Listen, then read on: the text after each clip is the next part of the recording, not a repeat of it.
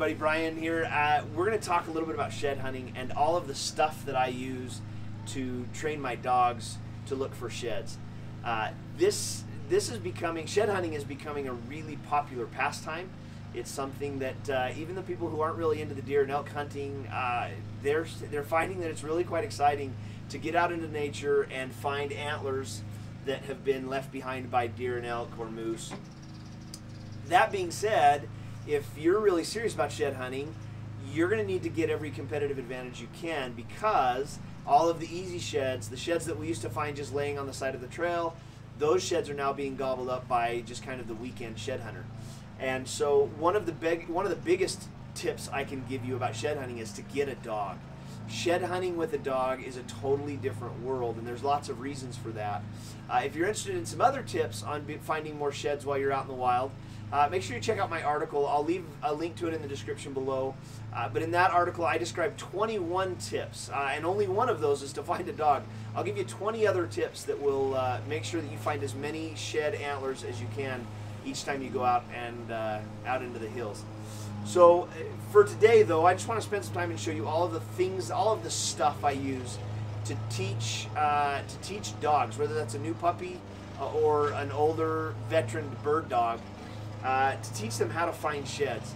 Now, just some of the reasons why you want a dog, there are two of them off the top of my head. The first one is just their ability to smell. That's no secret. Dogs have been used to sniff out bombs and drugs and birds and you name it, and a dog can sniff it out. The other big benefit is the fact that dogs can cover about 15 times the area that you and I can on any given hike. So if you and I walk 1 mile, it's not uncommon to have your dog cover 12, 13, 14, 15 miles in that same distance, going back and forth and all over. If you've ever bird hunted with your dog, you know what I'm talking about. And so one of the questions you might have is, what kind of dog should I get? If you don't have a dog already, there's not one breed that's going to be better than any others. Really any dog that can use his nose is going to work. But if you're curious about the breeds that I think are the best, or that are the best suited automatically out of the gate, check out my article on the 11 best breeds for shed hunting. I'll leave another description, like I say, in the bottom. If you already have your dog or you're already into shed hunting, please leave me a comment below and let me know what kind of a dog you use and why you prefer that dog. Maybe it's because you already had him, or maybe you picked him for something specific. Let's jump into the stuff. When it comes to buying things, a lot of the stuff up here, there's probably less than $50 worth of stuff on the table, and most of it is right here in this. But I do think this is an investment that you've got to make. I do think this is something that you've got to spend a little money on, because especially if you're working with an older dog, but also with a younger dog. When I started working lady with shed hunting, she was a hard-charging, super eager. It didn't matter if it was a bird or a bumper or a stick or a ball. It was 150 miles an hour as fast as she could. Well, the problem is if she goes 150 miles an hour and she hits the end of that tip, it's going to poke her in the eye or the ear or the mouth, and it's going to hurt, and she's going to be antler shy, and she's going to be wary of these, and she's not going to want to pick them up because, as far as she knows, this thing just bit her. So to keep from your dog turning into becoming antler shy, I think you've got to have one of these. The first thing you'll notice, it's made out of the same kind of plastic that the bumpers that I use with my dogs are, so the feel in their mouth is going to be somewhat similar. That's a huge advantage. One of the other advantages to it is you'll notice that although it's pointy like an antler to give you the shape, there's none of the real dangerous pointy spots. And so this is a great training tool. It's going to teach them how to pick up the antler in a way that is not awkward for them. It's going to teach them to be careful around it, because while it's not going to hurt them, it will give them a little nudge, and so they'll learn how to pick one of these up. The great thing about these is you can add an antler scent to it.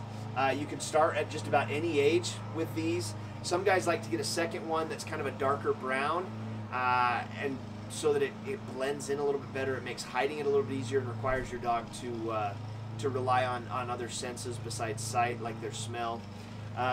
So that's the first thing. I do think you need one of those. The other thing, you're going to need some form, at least at the beginning, you're going to need some form of an artificial scent. This is a Dawkin Rack Wax. This one is a liquid scent from Dog Bone. Dog Bone also has a wax type scent. It comes in like a deodorant stick. My personal preference, I like the waxes a little better. They seem to stay on longer.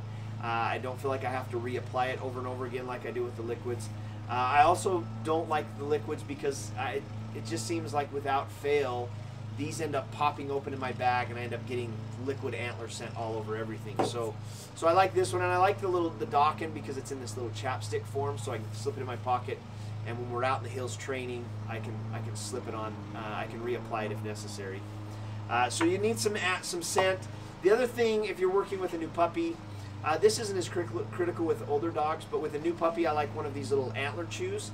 I just picked this one up at Cabela's. You can buy them on Amazon.com or Chewy.com. Now, you will definitely need to add some antler scent to this because, I'm not sure if you're aware or not, but on an antler, the only thing that gives off any kind of scent is this spot right here, the part that was connected to the bone. For the most part out here, not so much. And so when you take an antler like this, it might be easy to think, well, I don't need to apply any antler scent because it's a real antler. But once they've cut off that bottom knob, almost 99.9% of the natural smell is gone. And so by applying this, you're able to start associating your dog, the smell with the feel. And this is great for little games that you're playing with new puppies. If you're interested in the games that I use to train new puppies to hunt antlers, make sure you check out our other videos in our shed hunting playlist. So I've got my antler shed, my scents. With the older dogs, one of the things I was worried about when I started teaching Lady to look for sheds, she was a 5-year-old gun dog or bird dog.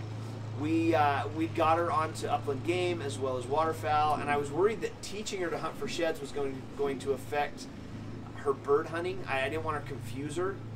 And so one of the things that I learned watching a Tom Dawkin seminar on shed hunting, this was an idea I got from him, is you take one of these little bells. Now, if you're an upland game hunter and you use a pointer, maybe this doesn't work because you may already be using the bells.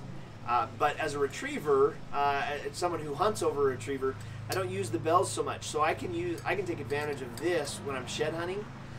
This goes on Lady every time we go out and practice and train shed hunting. And then when we're really shed hunting, I put it on, and it's an audible signal to her that we're looking for sheds, not birds. I use a different command when we're looking for sheds, and there are other things that I use to signal to her and give her that cue that we're not looking for feathers, but we're looking for bone. And this is just one of those things. I think this was like $4, and you just slip it on their collar and just head them out through the trees, and it becomes really useful. Something else that I think is helpful, anybody who's an archery hunter will know what this is.